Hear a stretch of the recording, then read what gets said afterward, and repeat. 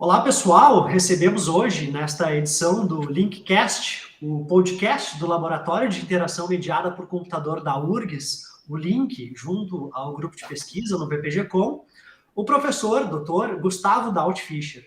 Ele é integrante do quadro de docentes e pesquisadores do Programa de Pós-Graduação em Ciências da Comunicação da Unicinos, em São Leopoldo, no Rio Grande do Sul, e entre tantas atividades de pesquisa, de docência, de extensão, ele também é coordenador do TECAV, Grupo de Pesquisa Audiovisualidades na Tecnocultura, Comunicação, Memória e Design, e também é coordenador do Laboratório de Memória das Mídias Online, o LabMan. Boa noite, Gustavo. É um super prazer te ter aqui para esse bate-papo sobre memória, escavações e arqueologias das mídias. Obrigado, Eduardo. Saudar todo mundo que está nos assistindo aí e te agradecer e ao Link pelo convite, né, para participar aqui do bate-papo com vocês, para poder a gente trocar ideias aí sobre a nossa vida acadêmica corrida, mas que tanto nos instiga aí a pensar sobre as mídias, sobre a tecnocultura, a digitalidade, enfim, tudo que a gente está vivendo de uma maneira tão intensa aí nos últimos anos aí, principalmente em função do nosso contexto pandêmico aí, né? Legal, cara, muito obrigado mesmo. E eu te confesso que eu sou um grande curioso acerca das movimentações tecnoculturais e audiovisuais. Eu até diria multissensorial, no sentido de que o meu interesse é de olhar constantemente para os dispositivos de realidade virtual e aumentada, mas eu pouco naveguei pelas suas memórias. E, dito isto, eu queria começar te perguntando como andam teus projetos e, consequentemente, do LabMan e do TECAV acerca dessas escavações de mídia, pois eu entendo que os formatos, as estéticas, as narrativas das plataformas e nas plataformas digitais, elas estão num constante esquecimento, mas ao mesmo tempo estão numa constante inovação. E isso, de certa forma, me gera algumas dúvidas sobre o quanto que o olhar para o que é esquecido e para o que é novo é importante desse processo. Exatamente, Eduardo. Acho que essa é uma perfeita abertura aí para o nosso papo, porque uma das coisas que mais me atrai na pesquisa com o campo das mídias e com essa tessitura aí que a tecnocultura nos coloca é justamente esse paradoxo entre a construção do novo e a memória, enfim, e a obsolescência daquilo que vai se extinguindo, né? A gente lida com a pesquisa com mídia, na qual tanto o produto midiático, um programa de televisão, um website, um game, muitas vezes se extinguem por N motivos, muitas vezes relacionados à questão mesmo do próprio mercado no qual a gente está inserido, que demanda novos produtos para fazer com que a roda do consumo circule. No entanto, ao mesmo tempo, a gente está vivendo uma época em que a capacidade que a gente tem de produzir memória, ela é, assim, tsunâmica, né? Ela é absurda, né, a capacidade que a gente tem de arquivamento de informações a partir de processos de digitalização, de colocação em servidores, enfim. Só que, de novo, ao mesmo tempo que a gente vai salvando esses produtos midiáticos, ao mesmo tempo a gente também vai tendo cada vez mais dificuldade de acessá-los, porque os próprios dispositivos para acessá-los também vão se tornando obsoletos. Então é um jogo de morder o próprio rabo bem complicado, né? E que aí pensando assim, por exemplo, a tua pesquisa que lida muitas vezes com artefatos mais contemporâneos, que lidam com multissensorialidade, né? A própria dinâmica humana de buscar pensar uma mídia que trabalhe com a tactilidade, ela pode ser pensada ancestralmente também. Então, de um lado, me interessa na pesquisa essa relação entre o novo e o obsoleto, né? Como um contagia o outro, essas dinâmicas.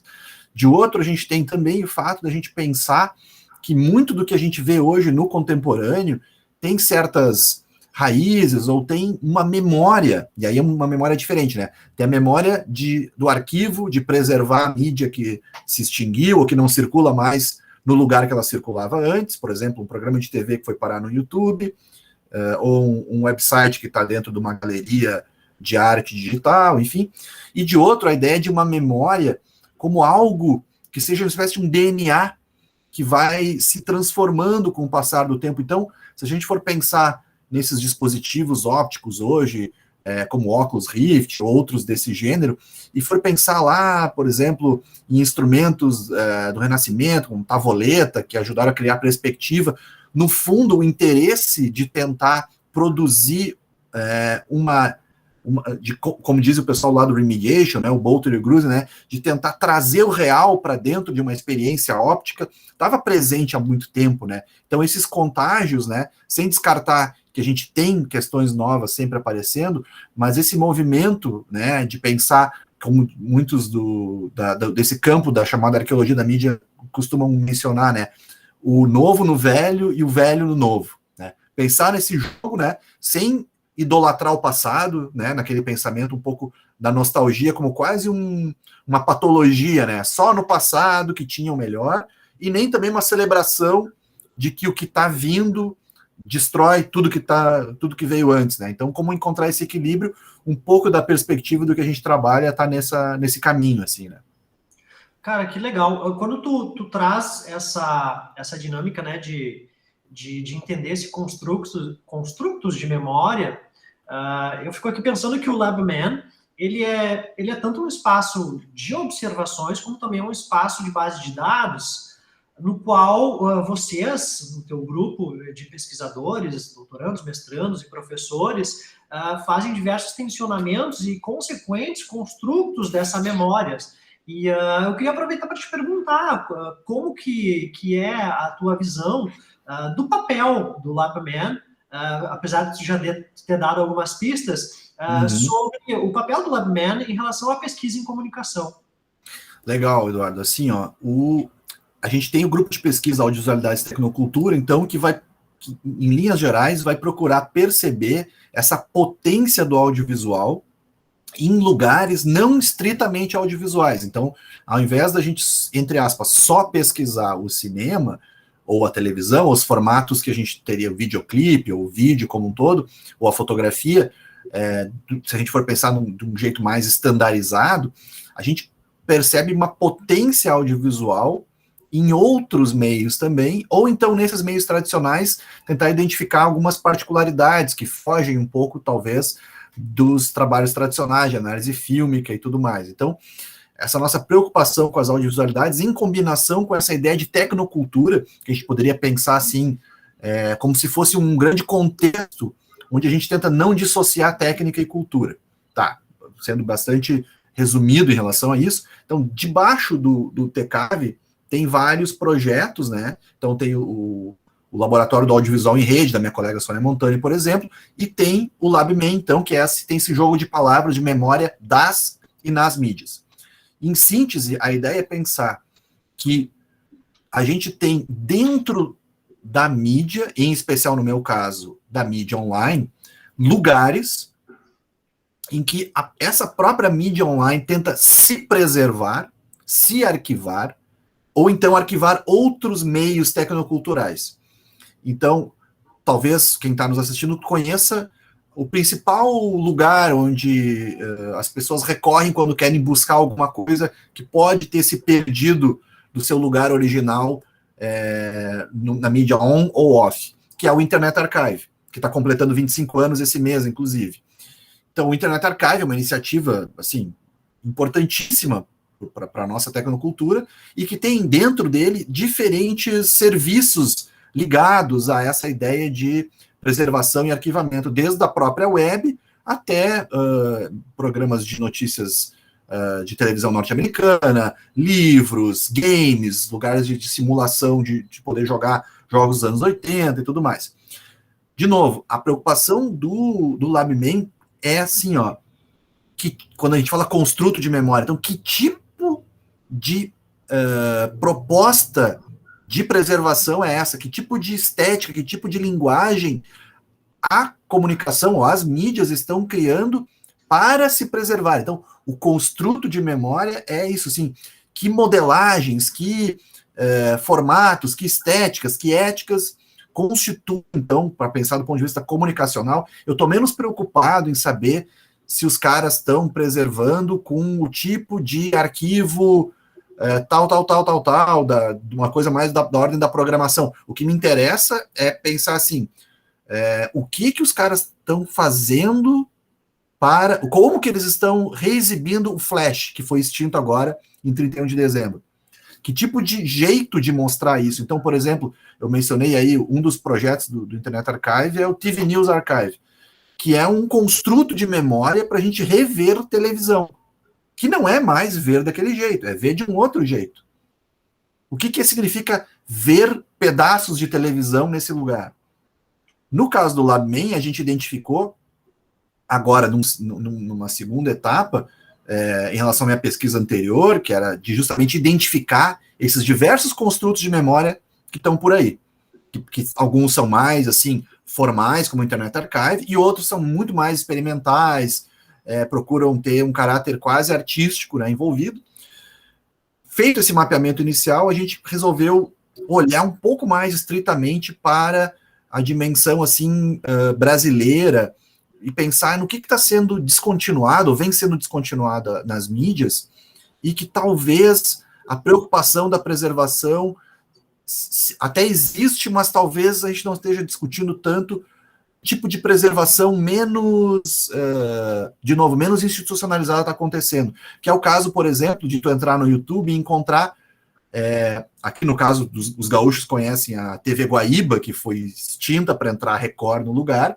Era uma emissora regional, bastante significativa em termos de identidade com o público daqui, né?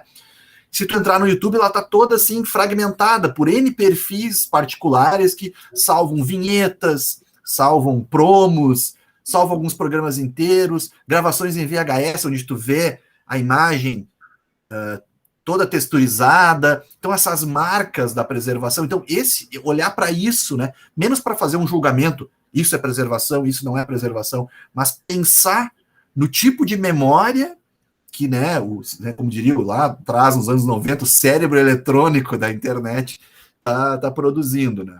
Então, o interesse do LabMan é avançar nisso e, a partir desse movimento, tentar ver como construir construtos, desculpe a redundância, mas como construir daqui a pouco, vamos imaginar assim, seria possível juntar esse monte de fragmentos e fazer um streaming, assim, de, sei lá, 24 horas de TV Guaíba, toda composta de fragmentos. Não é mais a TV Guaíba, é uma TV Guaíba mediada pela tecnocultura da fragmentação. Cara, muito, muito legal. Eu ia até te perguntar, né, enquanto tu falava, quais que seriam as tuas próximas ou atuais escavações. Uhum. E pelo visto tem trabalhado bastante nessas escavações em busca de dados e informações sobre a TV Guaíba, né? Que realmente é um dos objetos, né? É um dos objetos, não é o único. Não é o único hoje. Se tu pudesse, então, falar um pouquinho mais sobre as suas atuais, ou quem sabe futuras escavações, fico interessado. A gente tem um outro movimento fazendo também com a MTV Brasil, que, embora ela exista numa versão hoje, né, diferente daquela versão que o Grupo Abril colocou, né, para funcionar ali nos anos 90, que justamente a minha época de Fabico, inclusive, que é uma coisa que sempre nos chamava muita atenção, a MTV com aquela linguagem experimental das vinhetas e tal, sempre muito bacana, e a MTV Brasil teve um papel importantíssimo, né, na cultura pop nacional, e há um certo saudosismo dessa época, e que se espalha não só nesses fragmentos que vão parar nos portais de vídeo, nas plataformas de vídeo, melhor dizendo, mas também em plataformas como o Instagram, né, que tem contas que fazem esse tipo de exercício nostálgico e que talvez também nos mostrem que esse movimento de preservação inusitado, né, que deixa de ter um lugar, cinemateca e videotecas e outros lugares assim, nos dizem alguma coisa sobre, primeiro, o sentimento que nós temos com relação à dimensão da memória das mídias como um aspecto importante da identidade cultural mesmo do país, enfim, de gerações, mas também, de novo, comunicacionalmente, né? O que vai significar a gente ter um movimento de acessar nossas memórias por lugares tão efêmeros, né? É muito interessante pensar um pouco nessa dimensão e também eu acho muito legal esse tipo de curto-circuito do televisivo, tá dentro do Insta. Então, quem é que vai preservar o Instagram, por exemplo? Essa é uma outra pergunta curiosa para ser feita, né? É verdade, Então, e vai chegar, né? E vai chegar o momento claro, claro. de ter que ir em busca, né? De escavar essas audiovisualidades que vão sendo soterradas, né? Isso. Inclusive, sobre isso tem um projeto que eu acho que tens já concluído, que eu admiro bastante, admirei bastante, que se chamou Memórias nas Interfaces do Isso. Audiovisual, as audiovisualidades soterradas. Isso, Tem exatamente. um portal, inclusive, né?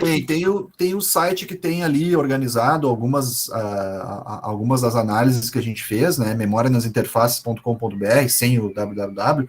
Ali a gente tem ali uma síntese das questões teóricas, metodológicas da pesquisa e tem um banco de imagens, né? A gente produziu alguns vídeos, alguns clipes sobre os diferentes construtos de memória do Internet Archive, passando por outros, como o Restart Page, que é também muito interessante, que é uma condensação uma simulação de sistemas operacionais. Então, aquilo que. E é isso que eu acho interessante no trabalho de preservação da memória das mídias, desses construtos, que a gente acaba conseguindo prestar atenção em coisas que para nós eram puramente operacionais, né? Então, tu vê o Windows 98 iniciando, era uma encheção de saco, né? Tu queria entrar no Word, tu queria entrar no Excel.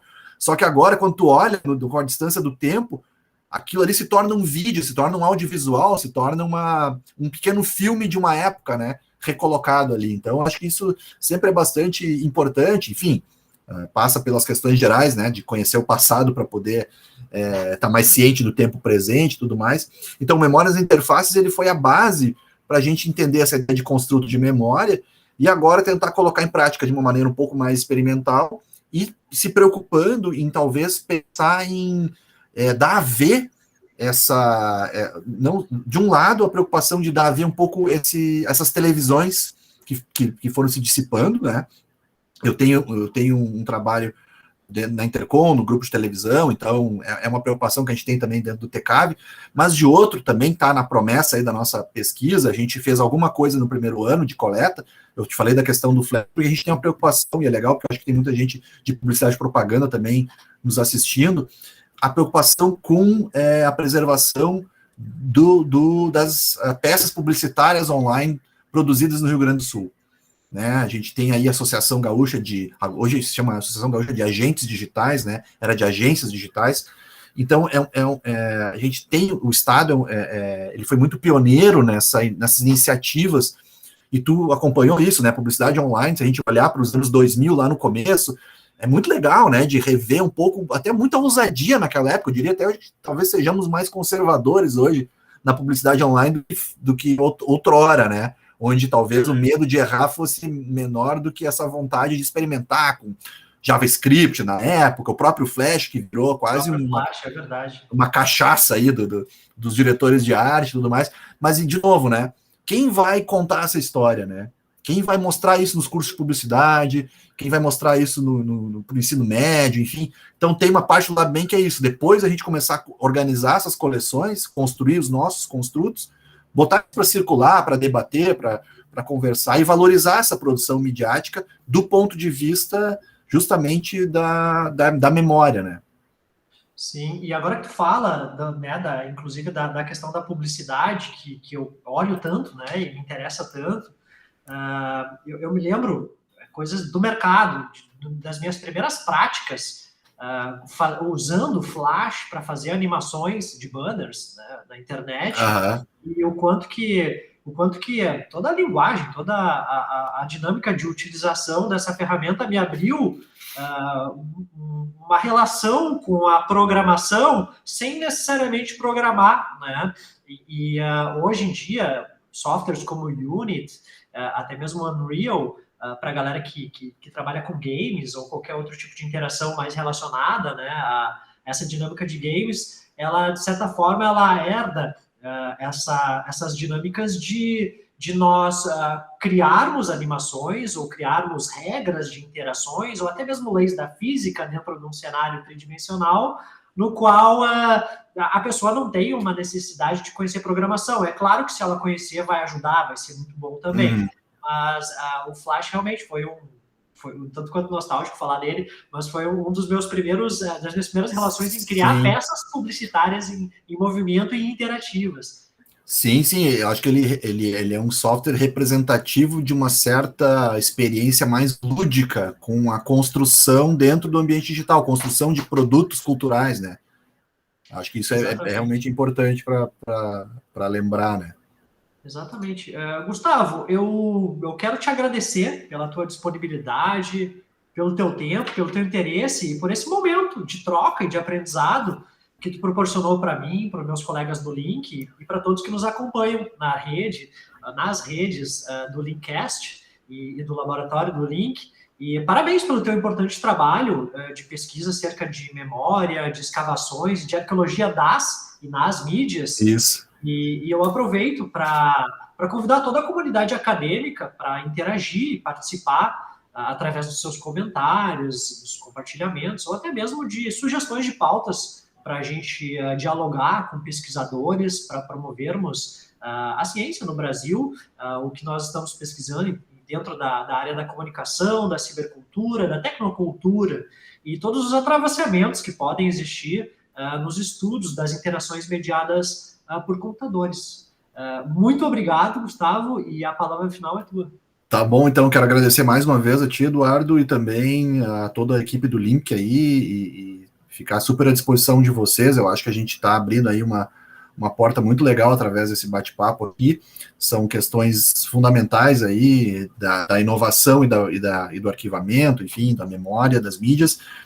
Fica o convite para o pessoal conhecer o nosso trabalho ali hoje em dia no Instagram, /lab.mem, MEM, e ali eu gravei alguns vídeos discutindo alguns aspectos aí da pesquisa, e claro, né, sempre que possível e a gente pode voltar a conversar para falar dos desdobramentos aí, certamente em breve poder trocar ideias aí em congressos e outros eventos aí. Obrigado.